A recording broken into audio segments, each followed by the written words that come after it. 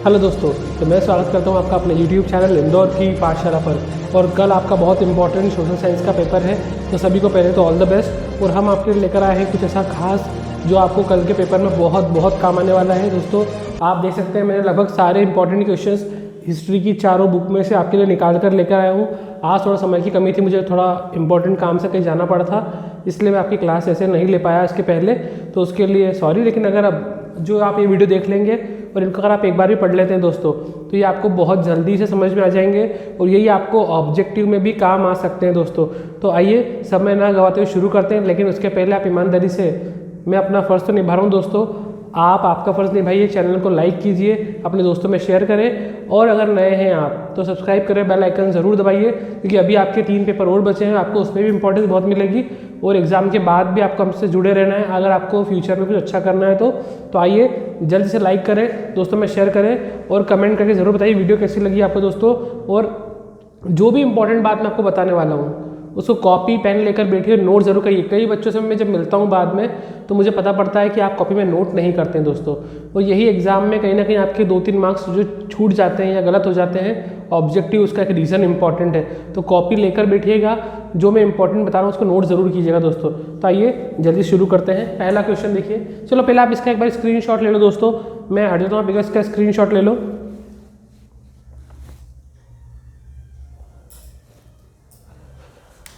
I hope आपने screenshot ले लिया होगा दोस्तों, और आपको उसको नोट भी करते चलना है साथ में। देखिए दोस्तों, हम बढ़ते हैं हमारा फर्स्ट क्वेश्चन की तरफ। What are 2 types of natural resource. Normally natural resource के 2 टाइप बताना है दोस्तों। आप सिंपल लिखिए बायोटिक और non biotic component of resources. Biotic क्या होते हैं दोस्तों? ये वो रिसोर्सेज होते हैं दोस्तों, बायोटिक और अबायोटिक। बायोटिक में कौन से रिसोर्स आते हैं दोस्तों? ये वो आते हैं जो नॉर्मली क्या होते हैं, लिविंग। क्या होते हैं दोस्तों? Living organism. आपको अगर पता है तो आपको ध्यान रखना है, उसको नोट भी रखना है। और अबायोटिक में क्या आते हैं दोस्तों? Non living. अब बायोटिक में क्या आएगा? ह्यूमन आएंगे, ठीक है, एनिमल्स आएंगे। और नॉन लिविंग में क्या आएगा दोस्तों? लैंड है, वाटर है, सॉइल है, ये काय में आएंगे दोस्तों? नॉन लिविंग मतलब अबायोटिक कंपोनेंट में। आपको नॉर्मली रिसोर्स में कुछ लिख सकते हैं, कन्वेंशनल और नॉन कन्वेंशनल रिसोर्स भी लिखते हैं दोस्तों, ठीक है, तो वो भी चाहे तो लिख सकते हैं। Difference between bangar and khadar soil. Bangar और खादर सॉइल में डिफरेंस क्या है दोस्तों? ध्यान रखिएगा, बांगर सॉइल जो होती है नॉर्मली उसमें कंकर वगैरह ऐसे जो ना पार्टिकल्स होते हैं कंकड़ वगैरह के। खादर सॉइल जो होती है ना बिल्कुल स्लेट और चिकनी मिट्टी क्ले टाइप में होती है दोस्तों। बांगर सॉइल जो होती है वो लेस फर्टाइल होती है, मतलब कम उपजाऊ होती है, और खादर सॉइल जो होती है वो मोर फर्टाइल मतलब अधिक उपजाऊ होती है। इसके अलावा मैं बात करूँ तो ये फ्लड लेवल से जो है वो ऊपर होती है बांगर सॉइल, और खादर सॉइल फ्लड लेवल से जो नीचे होती है, ठीक है। ये 3 पॉइंट ध्यान रखना है। What is soil erosion. मृदा का अपर्दन क्या होता है? व्हाट इज सॉइल इरोजन मतलब मृदा अपर्दन किसे कहते हैं दोस्तों? ध्यान रखिएगा, हवा, पानी, मिट्टी के कारण या किसी भी वजह से सॉइल का एक जगह से बहकर दूसरी जगह चले जाना, मृदा का एक जगह से हस्तांतरित होकर दूसरी जगह चले जाना सॉइल इरोजन कहलाता है, मृदा अपर्दन कहलाता है दोस्तों। अगला है व्हाट इज एजेंडा 21। बहुत इंपॉर्टेंट क्वेश्चन है दोस्तों। एजेंडा 21 क्या था? ध्यान रखिएगा कि यूएन में, यूनाइटेड नेशंस में एक समिट चल रही थी जिसको हम नाम जानते हैं अर्थ समिट के नाम से भी जानते हैं। इसको हिंदी में बोलते हैं भू शिखर सम्मेलन। ध्यान रखिएगा, ऑब्जेक्टिव में आता है दुनिया का पहला भू शिखर सम्मेलन कहाँ हुआ था? तो ब्राज़ील के रियो डी जेनेरो नामक शहर में हुआ था। कहाँ हुआ था? ब्राज़ील के रियो डी जेनेरो। हिंदी में भी सुनते जाइएगा दोस्तों, पेपर हिंदी मीडियम और इंग्लिश मीडियम दोनों में आता है। कई बार आपको इंग्लिश में पढ़ा हुआ याद नहीं होता, लेकिन हिंदी में पढ़े हुए से आप ऑब्जेक्टिव भी सही कर सकते हैं। तो अर्थ समिट कहाँ हुआ था? तो ब्राज़ील के रियो डी जेनेरो में हुआ था। कब हुआ था? 1992 में हुआ था। इसमें उन्होंने बताया था कि अगर हमको कैसे अर्थ को रिफॉर्म करना है, कैसे आगे बढ़ाना है दोस्तों, उसके बारे में, ठीक है। आगे हम बढ़ते हैं। Renewable and non renewable source क्या होते हैं? देखो, ऐसे रिसोर्स जिनका हम वापस से दोबारा यूज़ कर सकते हैं, जैसे वाटर रिसोर्स है या सन की जो लाइट है उनका है, बार बार यूज़ कर सकते हैं, जो ख़त्म नहीं होते, नॉन एग्जॉस्टेड होते हैं। और नॉन रिन्यूएबल जिनको हम वापस से पुनः उनका दोबारा यूज़ नहीं कर सकते, ठीक है। ऐसे रिन्यूएबल मतलब जिनको हम वापस से उपयोग कर सकते हैं, नॉन रिन्यूएबल जिनका वापस से उपयोग नहीं कर सकते, एक बार उपयोग करने के बाद तो खत्म हो जाते हैं, जैसे पेट्रोलियम है, कोल है, एक्सेट्रा। आइए बढ़ते हैं अगले प्रश्न की तरफ। What is biodiversity. इसको बोलते हैं जैव विविधता। किसे कहते हैं दोस्तों? और फैक्टर लेड टू इट। जैव विविधता के कारण क्या क्या होते हैं दोस्तों, थोड़ा ध्यान रखना। बायोडाइवर्सिटी क्या होती है कि जहाँ हम रहते हैं वहाँ पर हमको अलग अलग प्रकार के जीव जंतु प्राणी वन्य जीव आदि चीज़ें मिलती है, सबकी क्वालिटी अलग अलग होती है, कैरेक्टरिस्टिक्स सब में अलग अलग होती है, विशेषता सब में अलग अलग होती है, उसी को हम बायोडाइवर्सिटी कहते हैं दोस्तों। ठीक है, आगे बेनिफिट्स ऑफ फॉरेस्ट। फॉरेस्ट मतलब वनों से होने वाले लाभ बताना है दोस्तों। अब ये आपको डायरेक्ट भी हो सकते हैं और इनडायरेक्ट भी हो सकते हैं, प्रत्यक्ष लाभ और अप्रत्यक्ष लाभ। ध्यान रखिएगा, फॉरेस्ट से बेनिफिट सबको पता है क्या होते हैं कि फॉरेस्ट जो है वो वर्षा कराने में सहायक होते हैं, मतलब ये रेन को जो है अट्रैक्ट करते हैं। दूसरी बात, ये नेचुरल ब्यूटी को बढ़ाते हैं, प्राकृतिक सौंदर्य को बढ़ाते हैं। फिर फॉरेस्ट क्या करते हैं दोस्तों, तो ये सॉइल जो अपने पढ़ा है, सॉइल इरोजन, इसको कंट्रोल करते हैं, मृदा के क्षरण को रोकते हैं। देखिए मिट्टी जो है वो यहाँ से वहाँ बह के जाती है, अगर वहाँ पर पेड़ होंगे तो उनकी जड़ें जो हो मिट्टी को बांध के रखेंगी ताकि वो यहाँ से वहाँ नहीं जाएंगे। इसके अलावा फॉरेस्ट में लोगों को एम्प्लॉयमेंट मिलता है, रोजगार मिलता है, बहुत से लोग फॉरेस्ट डिपार्टमेंट में काम करते हैं, लकड़ियाँ काट के, ये सब बहुत सारे काम करते हैं दोस्तों। फॉरेस्ट में बहुत सारे काम होते हैं, तो एम्प्लॉयमेंट मिलता है। इसके अलावा फॉरेस्ट से हमको मेडिसिन वगैरह मिलती हैं, जो हम काम करते हैं, बहुत सारे आते हैं, ध्यान रखिएगा। फिर how conserve and protect wild life, ये बहुत इंपॉर्टेंट क्वेश्चन है दोस्तों। वन्य जीवन का संरक्षण कैसे किया जाए और कैसे उनको बचाया जाए, तो ध्यान रखिएगा वाइल्ड लाइफ को प्रोटेक्ट और कंजर्व कैसे करें। तो पहली बात तो ये कि जो वाइल्ड लाइफ है उनको छेड़छाड़ नहीं करना चाहिए आपको। डिफॉरेस्ट्रेशन जो है उसको रोकना चाहिए, मतलब जो लोग पेड़ों की कटाई करते हैं उसको रोकना चाहिए। ओवर ग्रेजिंग वगैरह पे कंट्रोल करना चाहिए। जानवरों को जो मारते हैं, हंटिंग करते हैं, है ना, हंटिंग करना, जानवरों को कैद करके रख लेना, पिंजरे में पकड़ के रखना, उनको शूटिंग करना, ये जानवरों का मनोरंजन के लिए यूज़ करना, ये सारा काम हमको नहीं करना चाहिए। और इसके अलावा जो भी जंगली जीव जंतु अभ्यारण्य उनका ध्यान रखना चाहिए। नेचुरल और वाइल्ड लाइफ रिसोर्सेज हैं, इनको हमको प्रोटेक्ट करना चाहिए दोस्तों, कि ये सुरक्षित रहेंगे तो हम भी सुरक्षित रहेंगे दोस्तों। आगे बढ़ते हैं, difference between rabi crops and kharif crops. Rabi की फसल और खरीफ की फसल में अंतर क्या होता है, बहुत इंपॉर्टेंट दोस्तों। रबी क्रॉप्स जो होती है नॉर्मली इनको बोला जाता है, देखा जाता है इनको स्प्रिंग क्रॉप भी बोल सकते हैं, स्प्रिंग सीजन की क्रॉप्स। ठीक है, नॉर्मली ये जो है वो नवंबर के मिड में, लगभग नवंबर के मिडिल मंथ में इनको अपन सो करते हैं। सो मतलब होता है बोना, सोइंग करते हैं। और हार्वेस्टिंग कब करते हैं, लगभग अप्रैल के मिड में, अप्रैल या मई में इनको काट लेते हैं दोस्तों। ठीक है, इनमें कौन सी फसलें होती है, ग्राम, व्हीट और बार्ले, है ना, गेहूँ, मक्का, और ये अपन इसको बोलते चना बोल सकते हैं। ठीक है, अब आगे खरीफ क्रॉप्स में क्या होते हैं बेटा, तो इधर राइस, मेज, सोयाबीन और बाजरा होते हैं। ये इसको कौन सी क्रॉप बोलते हैं, ऑटम सीजन क्रॉप भी बोलते हैं। इनको कब सो करते हैं, तो मई जो होता है, मतलब मई के जब मानसून बिल्कुल स्टार्ट होता है, मानसून का फर्स्ट वीक, जब मानसून आता है ना, उसका जो पहला हफ्ता होता है, तब नॉर्मली इस क्रॉप को अपन बोते हैं। वो काटते कब है, कब इनको हार्वेस्ट करते हैं, अक्टूबर से नवंबर मंथ के बीच में कभी भी इनको अपन हार्वेस्ट कर लेते हैं। अगला प्रश्न है, contribution of agriculture in economy. हमारे देश की अर्थव्यवस्था में कृषि का महत्व बताना है दोस्तों, बहुत आसान है। देखिए कृषि जो है, एग्रीकल्चर है, इंडिया की जो मोस्ट पॉपुलेशन है वो खेती से जुड़ी होती है। इंडिया का मेन जो सोर्स है वो खेती से आता है दोस्तों, आपने पढ़ा होगा, ये बात तो सब जानते होंगे, तो आप आसानी से इसके बारे में लिख सकते हो कि खेती में ही अधिकतर लोग एम्प्लॉयमेंट मिलता है, लोग वहीं पर काम करते हैं, वहीं से हमको एम्प्लॉयमेंट जनरेट होता है बहुत सारा खेती से। किसान वहाँ पर काम करते हैं, फसलें उगाते हैं, हार्वेस्टिंग करते हैं, तो मजदूर लगते हैं काम करने के लिए, कम पढ़े लिखे लोग भी वहाँ जाके काम कर सकते हैं, एम्प्लॉयमेंट जनरेट कर सकते हैं। आइए बढ़ते हैं अगले प्रश्न की ओर, what is slash and burn agriculture. Slash and burn, इसको अपन बोलते हैं भैया, लोग क्या करते हैं, खेती करी वहाँ पर और उस एरिया को जला देते हैं, जब क्रॉपिंग होने के बाद उसको जला देते हैं और उसको दूसरी जगह पर फिर वापस से खेती करते हैं जलाने के बाद। तो दोस्तों इसको बोलते हैं स्लैश एंड बर्निंग। इससे क्या होता है, ज़मीन की फर्टिलिटी जो है वो बहुत नुकसान होता है उसको दोस्तों, ये थोड़ा सा इसको पढ़ लीजिएगा आप। फिर impact of globalization on agriculture. Globalization का एक क्वेश्चन और देखिए यहाँ पे भी हमारे पास, व्हाट इज ग्लोबलाइजेशन, तो मैं इन क्वेश्चन को साथ में करा देता हूँ। ग्लोबलाइजेशन का मतलब क्या होता है, वैश्वीकरण बोलते हैं इसको हिंदी में। देखो, integration of the world economy to the country's economy, किसी देश की अर्थव्यवस्था को संपूर्ण देश की अर्थव्यवस्था से जोड़ देना। Integration of the world economy to the country's economy is called globalization. ठीक है दोस्तों, याद रखना है। Role of MNC in globalization या एडवांटेज ऑफ ग्लोबलाइजेशन क्या होता है दोस्तों, ध्यान रखिएगा। एमएनसी जो होती है मल्टीनेशनल कंपनियां, बहुराष्ट्रीय कंपनियां बोलते हैं इनको दोस्तों। तो बहुराष्ट्रीय कंपनी जितनी भी होती है ना, उनका ग्लोबलाइजेशन में बहुत इंपॉर्टेंट रोल होता है दोस्तों, क्योंकि ग्लोबलाइजेशन में क्या होता है कि जब एक कंट्री वाले दूसरी कंट्री से बिना किसी रोक टोक के इंपोर्ट और एक्सपोर्ट कर सकते हैं, माल खरीद सकते हैं, बेच सकते हैं बिना किसी पाबंदी के। तो एमएनसी क्या होती है, एक ऐसी कंपनी होती है जहाँ पर अलग अलग देश अपना पैसा इन्वेस्ट करते हैं और साथ में काम करते हैं। आपको पता होगा, देखिए कि आजकल जो कंट्री है वो क्या है, सबकी ओपन इकोनॉमी है। ओपन इकोनॉमी मतलब हर कंट्री डायरेक्ट या इनडायरेक्ट दूसरी कंट्री से जुड़ी हुई है ना। तो MNC बहुत इंपॉर्टेंट रोल प्ले करती है दोस्तों। इसका एडवांटेज क्या होता है या बेनिफिट क्या है, ग्लोबलाइजेशन वैश्वीकरण का महत्व क्या हो गया, इससे हमें जल्दी हमारा डेवलपमेंट होता है, विकास जल्दी हो रहा है हमारा।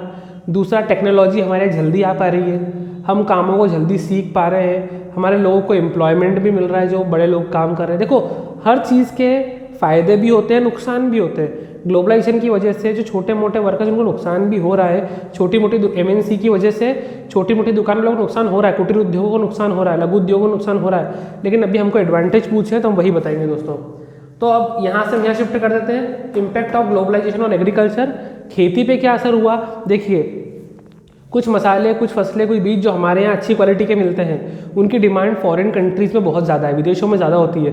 तो जब विदेश के लोग हमारे यहाँ से कोई चीज़ों को मंगाते हैं और हम उनको यहाँ से एक्सपोर्ट करते हैं, है ना, हम उसका क्या करते हैं, निर्यात करते हैं, तो उससे हमको फॉरेन का पैसा मिलता है दोस्तों, जो हमारे लिए बेनिफिशियल, हमारी कंट्री में पैसा आता है। तो एक्सपोर्ट करना हमारी कंट्री के लिए बहुत बेनिफिशियल होता है। आगे बढ़ते हैं अगला। What did Henry Patulos, a company official, said in 1772 in regards to the demand of Indian textile? भारतीय टेक्सटाइल कंपनी थी, टेक्सटाइल की डिमांड के बारे में हेनरी प्लूटो ने क्या कहा। तो बहुत सिंपल है, क्वेश्चन बड़ा है, आंसर सिंपल है। इन्होंने सिर्फ इतना कहा कि कभी भी इंडियन टेक्सटाइल की डिमांड कम नहीं होगी, क्योंकि जो इंडियन टेक्सटाइल की क्वालिटी है उसकी जैसी क्वालिटी पूरे वर्ल्ड में और कहीं प्रोड्यूस नहीं हो सकती। जो भारतीय टेक्सटाइल है, इंडियन टेक्सटाइल है, जो उसकी क्वालिटी है, उसकी क्वालिटी का टेक्सटाइल और कई दूसरी कंट्री में मैन्युफैक्चर नहीं हो सकता, बनाया नहीं जा सकता, इसलिए उसकी डिमांड जो है कभी भी कम नहीं होगी, ये ध्यान रखिएगा। अगला है हु आर द गुमास्तास। गुमास्तास कौन होते हैं। तो नॉर्मली गुमास्तास क्या होते हैं, एक एजेंट होते हैं दोस्तों, है ना, एजेंट होते मतलब दलाल के रूप में काम करते हैं। गवर्नमेंट जो ब्रिटिशर्स इनको अपॉइंट करते हैं ताकि ये जो है वो वीवर्स वगैरह से या जो आर्टिशियंस होते हैं उनसे वर्क से डील करें, उनका सामान ले, उनसे कितनी क्वांटिटी में प्रोड्यूस कर रहे हैं उसका ध्यान रखें, उनको सुपरवाइज करें और साला माल उनसे सप्लाई करवाएं। ठीक है, तो वो होते गुमास्तास जो उन पर निगरानी सुपरवाइज करते हैं कि इनको वीवर्स वगैरह को और आर्टिशियंस को। ठीक है, अगला है what is spinning jenny. Spinning jenny क्या है, तो ध्यान रखिएगा दोस्तों, 1764 में 1764 में जेम्स हार्ग्रीवस ने एक मशीन बनाई थी, इसका नाम था स्पिनिंग जेनी। इसमें क्या होता है दोस्तों, ये कटाई की मशीन थी, आप इसमें एक साथ 8 धागों को काट सकते हैं दोस्तों। क्या होता है कि उस समय पे कपड़ा जो काम होता है, कपड़े की इंडस्ट्रीज होती है, कॉटन इंडस्ट्रीज या जो क्लॉथ इंडस्ट्रीज होती है, वहाँ पर काम को जल्दी करने के लिए स्पिनिंग जेनी बनाया गया था ताकि एक साथ 8 धागों का कटाई हो सके, ताकि बेनिफिट मिले। कब, 1764 में। किसने, जेम्स हार्ग्रीव्स ने। ध्यान रखिएगा जो मैं बता रहा हूँ ये ऑब्जेक्टिव में भी काम आएगा, तो नोट करते चलिए, वीडियो को अंत तक जरूर देखना। कई बच्चे क्या करते हैं, स्पीड में बढ़ा के देख लेते हैं और स्पीड में बढ़ाने के चक्कर में क्या होता है, कुछ इंपॉर्टेंट पॉइंट उनके माइंड से इरेज हो जाते हैं या लिख नहीं पाते हैं। तो आराम से वीडियो को सुनिए, कॉपी में नोट कीजिए, नोट करना छूट रहा है तो वीडियो को पॉज करके भी देख सकते हैं। अगला क्वेश्चन है what is flying shuttle. Flying shuttle क्या है दोस्तों, तो ये नॉर्मली एक कपड़ा बुनने की मशीन है, जो कपड़े की बुनाई होती है ना, आपने देखा होगा, तो उसके लिए एक मशीन बनाई गई। किसने बनाई, तो जॉन ने बनाई। किसने, जॉन। कब बनाई, 1733 में, ताकि जो है वो कपड़े की बुनाई जल्दी हो सके, अच्छी क्वालिटी से इंप्रूव हो सके, तो ध्यान रखिएगा। इसके अलावा क्वेश्चन हमारे कंप्लीट हो गए दोस्तों। क्वेश्चन नंबर 17 देखते हैं, what was impact on the weavers of the controlled by East India Company. जब ईस्ट इंडिया कंपनी भारत में आई तो उसने जब वीवर पे कंट्रोल करा, उसका क्या इफेक्ट पड़ा दोस्तों, तो बहुत एडवर्स इफेक्ट पड़ा।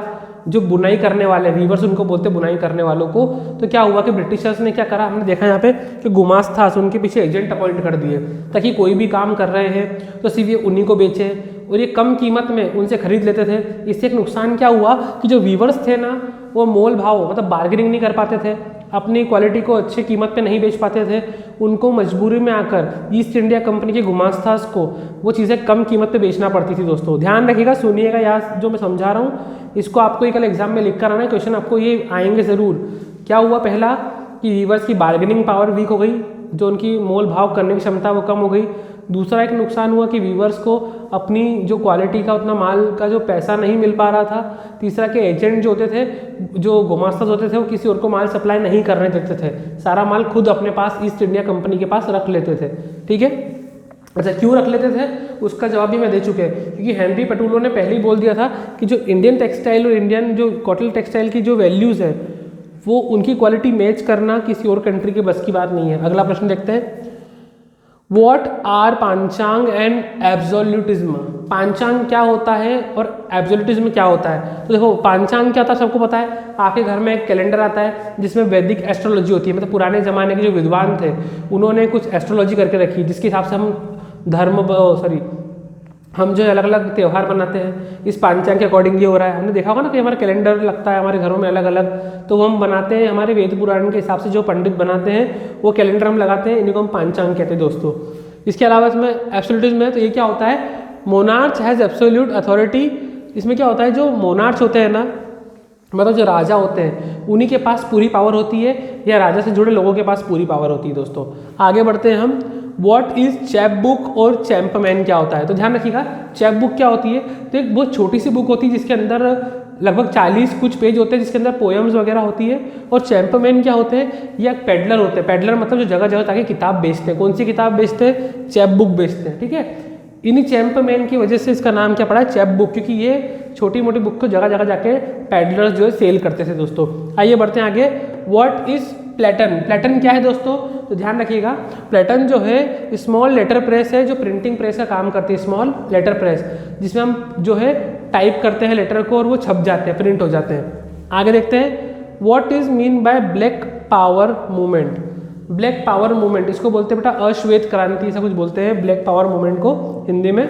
अब देखिए इसमें ये मूवमेंट क्या थी दोस्तों, तो ध्यान रखिएगा 1966 से लेके 1975 1975 में एंटी रेसिस्ट मूवमेंट हुई, जिसमें क्या हुआ था, जो कलर को लेकर भेदभाव करते थे, काले गोरे का भेदभाव जो अफ्रीका या अमेरिका में बहुत ज़्यादा हुआ करता था दोस्तों, तो इसके अगेंस्ट एक मूवमेंट चलाया गया ताकि जो ब्लैकिश लोग हैं उनको भी जो है वो इक्वल राइट्स मिले। ये आप ध्यान रखिएगा। अगला क्वेश्चन है, what is mean by Afro American. तो एफ्रो अमेरिकन वो लोग हैं जिनको अफ्रीका से अमेरिका में एज ए स्लेव्स मतलब गुलाम बनाकर लाया गया था। कब? 17th सेंचुरी के मिड में या लास्ट में और 19th सेंचुरी के स्टार्ट में इनको क्या करा था, अफ्रीका से गुलाम बनाकर, स्लेव बनाकर कहाँ लाए थे दोस्तों? अमेरिका में लाया गया था। आगे बढ़ते हैं, write two cause of social differences. हमारे यहाँ जो सामाजिक डिफरेंस है, अलग अलग बंटवारा है ना, सामाजिक रूप से जो बंटवारा है उसका कारण क्या है? पहला कि इलिटरेसी, पढ़े लिखे लोग नहीं दोस्तों। रेसिज्म, लोग ये कास्ट रिलीजन इनके आधार पर बंटवारा कर देते हैं। कुछ लोग लड़का लड़की में भेदभाव करते हैं दोस्तों, सेक्स डिटर्मिनेशन बोलते हैं इसको, तो ये भी इंपॉर्टेंट रीजन है। आगे पढ़ते हैं, when social difference become social division. ये सोशल डिफरेंस जो सामाजिक डिफरेंस है, ये सामाजिक विभाजन, सोशल डिवीजन कब बन जाता है दोस्तों? तो ध्यान रखिएगा, सोशल डिफरेंस मैंने आपको बताया क्या होता है कि आप किसी के कास्ट के हिसाब से, रंग रूप के हिसाब से, उनके बोलचाल के हिसाब से, रहन सहन के हिसाब से आप उनको अलग कर देते हो, ये होता है सोशल डिफरेंस। और जब ये सोशल डिफरेंस एक बड़े ग्रुप में बन जाता है, एक जॉइंट रूप में आ जाता है कि बहुत सारे सोशल डिफरेंस मिलकर ग्रुप बन गया, तो उसी को हम बोलते हैं दोस्तों सोशल डिवीजन, सामाजिक विभाजन। ध्यान रखिएगा। अगला प्रश्न है, व्हाट इज डिक्टेटरशिप। डिक्टेटरशिप क्या होती है दोस्तों? तो ध्यान रखिएगा, जब एक ही पर्सन के हाथ में पूरी पावर होती है, या तो एक पर्सन के हाथ में पूरी पावर हो या कुछ छोटे से ग्रुप के हाथ में पूरी पावर हो, इसी को हम डिक्टेटरशिप कहते हैं दोस्तों, है ना। जैसे पुराने ज़माने में राजपाट होता था।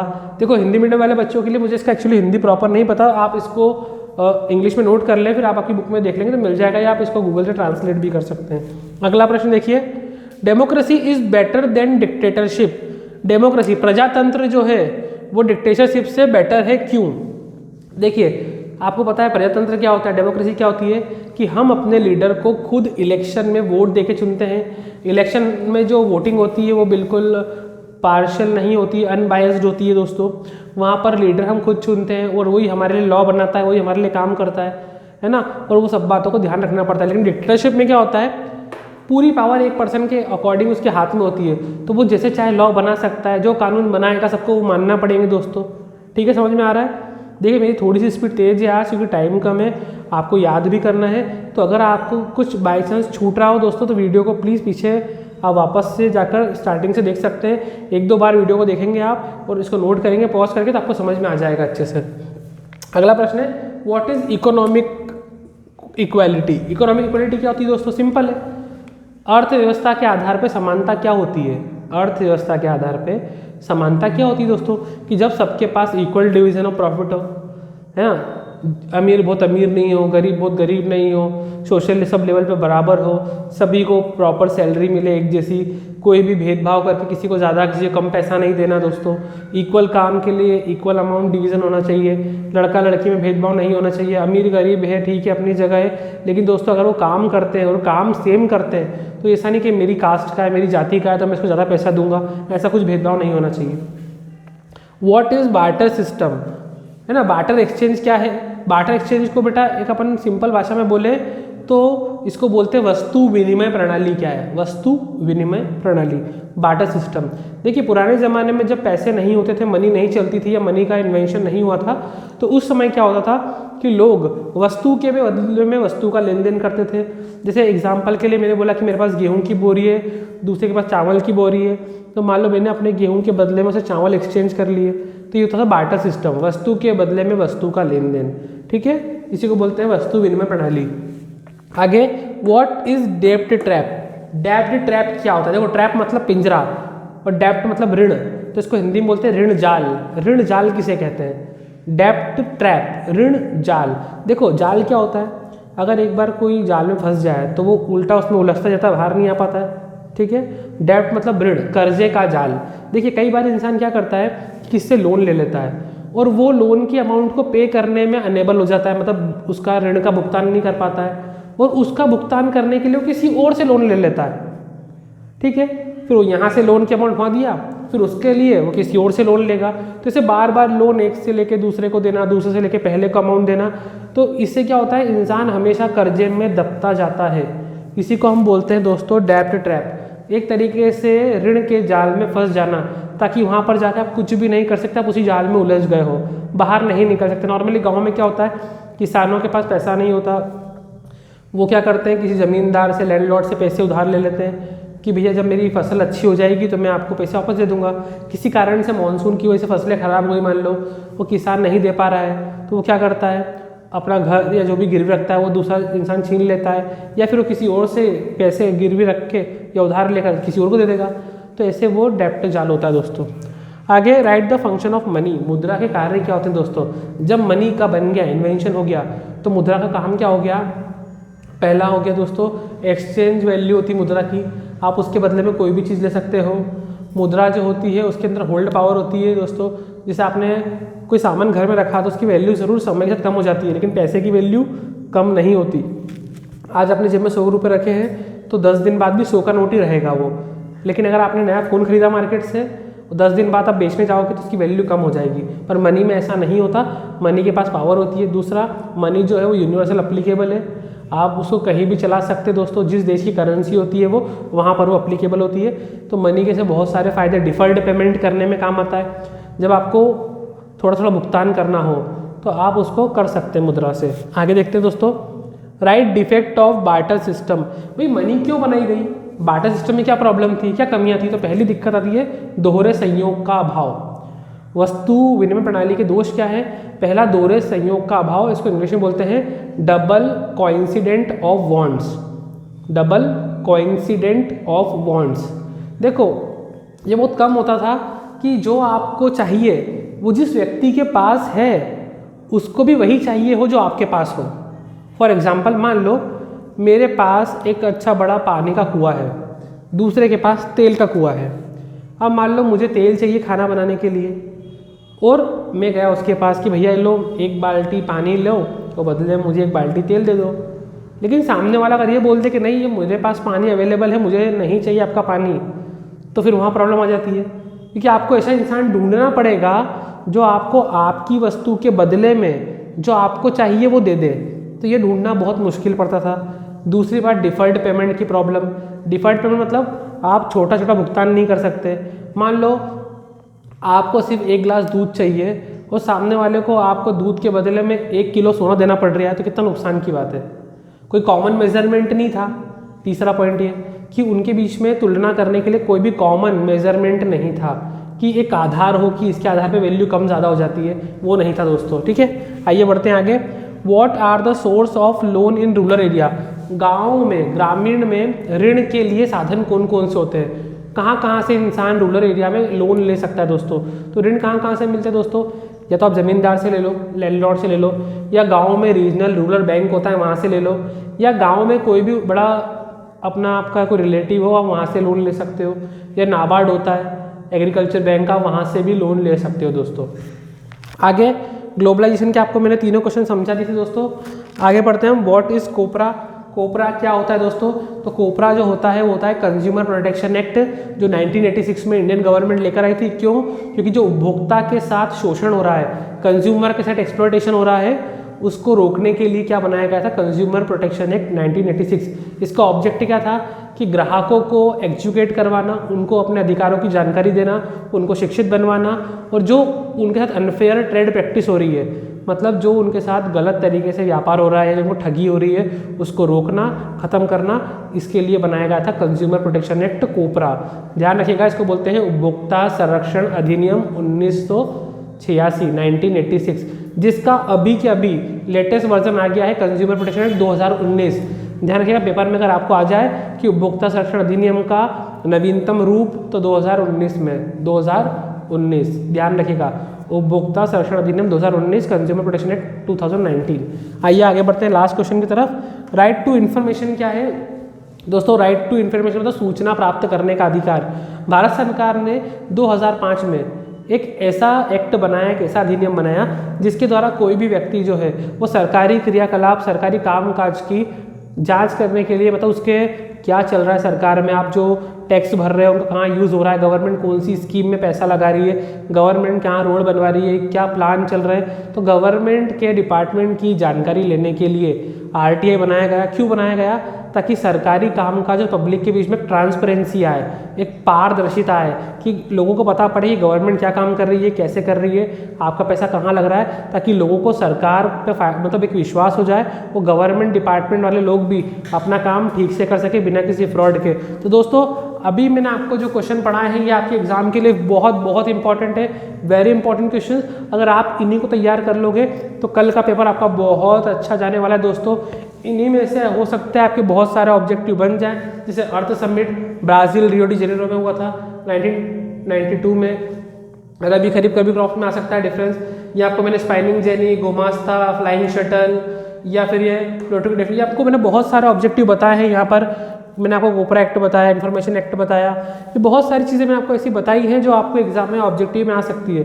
और इसके पहले मैंने एक वीडियो और डाला था जिसके अंदर दोस्तों मैंने आपको 3 इंपॉर्टेंट चैप्टर करवाए थे, nationalism in India, consumer rights और पॉलिटिकल पार्टीज़। उन्हीं को भी अगर आपने नहीं देखा हो दोस्तों तो अब भी ज़रूर देखिएगा, और अगर पहले भी देखा है तो एक बार और देखकर इसको प्रॉपर नोट कर लीजिए, ताकि वो आपके एग्जाम में ऑब्जेक्टिव भी लेकर आए दोस्तों। सॉरी, टाइम की कमी होने की वजह से आज हमें इस वीडियो को यहीं स्टॉप करना पड़ेगा, तो जो भी आपको शायद कमी दे गई हो तो उसके लिए माफ़ी चाहता हूँ आप सबसे, लेकिन मैं कोशिश करूँगा कि अगले पेपर में आपको और पूरी वीडियो दे पाऊँ। तो दोस्तों यहाँ तक अगर आपने अंत तक वीडियो देखी है तो आपका पेपर बहुत अच्छा जाने वाला है। बीच में अगर आपने स्किप कर दी हो या आगे फॉरवर्ड कर दी हो तो मैं उनसे एक रिक्वेस्ट करूँगा कि वापस से जाकर पूरी वीडियो एक बार ध्यान से देखें, क्योंकि आपके लिए वीडियो कल के पेपर में बहुत ही असरदार होने वाली है। इसके पहले वाली वीडियो को भी ध्यान से देखिएगा दोस्तों। इसके अलावा मैं आपको 1-2 क्वेश्चन बताऊँगा। MICA, माइका क्या होता है? इसको अभ्रक बोलते हैं हिंदी में, MICA।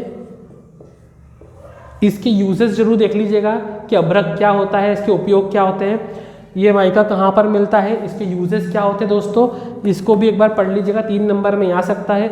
इसके अलावा आपसे एक क्वेश्चन और पूछ सकते हैं कि जब आप इंडस्ट्री जब आप जाते हो तो इंडस्ट्री को आप जब एक जगह लोकेशन ढूंढोगे तो किन किन बातों का ध्यान रखोगे। मान लो आपको उद्योग लगाना है कहीं पे, तो उद्योगों की जगह डिसाइड करने के पहले, लोकेशन देखने के पहले आप किन किन बातों पे विचार करते हो दोस्तों? तो पहला विचार करते हैं अपन वहाँ की सस्ते लेबर मिलेंगे या नहीं मिलेंगे। लेबर मतलब मजदूर, वहाँ पर सस्ते मजदूर मिलेंगे।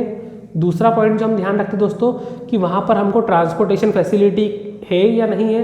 तीसरा पॉइंट दोस्तों हमारा ये होता है कि रॉ मटेरियल अवेलेबल होगा या नहीं होगा। इसके अलावा चौथा कि जो हमको बेसिक रिक्वायरमेंट्स हैं, वाटर या इलेक्ट्रिसिटी, वो वहाँ पर है या नहीं। इसी को देखकर हम हमारे क्वेश्चन को आगे फॉरवर्ड करेंगे दोस्तों। तो all the best for your examination. आप इनको अच्छे से पढ़ लें, अभी भी टाइम है आपके पास, और जो ऑब्जेक्टिव मैंने इसको पहले आपको हिस्ट्री के बताए थे या जो मैंने आपको बताए थे उनको आप ज़रूर पढ़िएगा, इनको ध्यान रखिएगा दोस्तों। और ऑल द बेस्ट आपको एग्जाम के लिए। कल का पेपर ध्यान रखिएगा, पूरा देकर आइएगा। अगर आपने कोई भी क्वेश्चन पढ़ा है तो उसे अटेम्प्ट ज़रूर कीजिएगा, क्योंकि बोर्ड एग्जाम में स्टेप मार्किंग होती है दोस्तों। कोई भी क्वेश्चन को छोड़ना नहीं है, पूरा क्वेश्चन पेपर करना है। और एक लास्ट रिक्वेस्ट है आपसे कि कुछ बच्चे मैंने देखा है या बात हुई मेरे बच्चों से, तो वो क्या करते हैं कि सुबह तक मॉर्निंग तक यूट्यूब पे सर्च करते हैं कि बोर्ड एग्ज़ाम पेपर 2022 और आपको झूठे झूठे वीडियो दिखते हैं कि पेपर लीक हो गया है, ये पेपर आ गया है, ये 100% है, ये पढ़ लो। दोस्तों सुबह आपका बहुत कीमती समय रहता है, तो उसे यहाँ वहाँ की दूसरी वीडियो में ख़राब मत कीजिए। सिर्फ फोकस कीजिए जो आपने पढ़ा है, सिर्फ उसी को रिवाइज कीजिए और अपना बेस्ट देके आइए। All the best. मैं आपसे फिर मिलता हूँ अपने यूट्यूब चैनल इंदौर की पाठशाला पर। लाइक करें और कमेंट करके बताइए दोस्तों। Good bye and all the best for your examination. Okay दोस्तों, बाय।